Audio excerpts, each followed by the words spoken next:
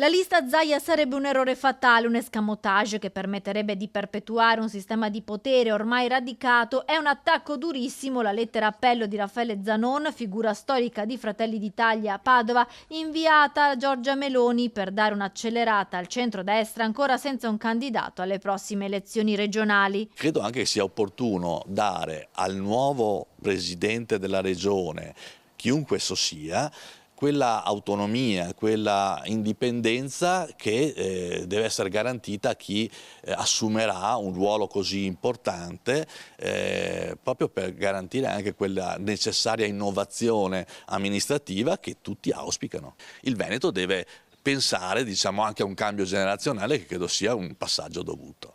Un governo di 15 anni con luci e molte ombre, soprattutto in sanità, prosegue Zanon nella sua lettera, che sembra interpretare quello che molti pensano ma nessuno ha mai avuto il coraggio di dire. La macchina di Zaia ha dimostrato luci e ombre, in particolare sui temi della sanità, del sociale, delle infrastrutture, del rapporto con i corpi sociali. Ecco, non sempre la regione è stata permeabile nei confronti di tante sollecitazioni che sono arrivate anche dal mondo produttivo. Quindi io credo che sia necessario che il nuovo candidato possa proporre nella campagna elettorale le sue sintesi anche per dare quelle risposte a un Veneto che deve continuare ad essere protagonista nel nostro futuro. L'assenza di un candidato sta producendo in Veneto un'aria di noia e stanchezza, di disincanto e sfiducia verso il centrodestra. Parole amare quelle scelte da Zanon, che sottolinea come la regione possa essere tranquillamente guidata da una leadership di Fratelli d'Italia. Nella lettera in chiusura, Zanon, che parla come presidente di Confimi Industria,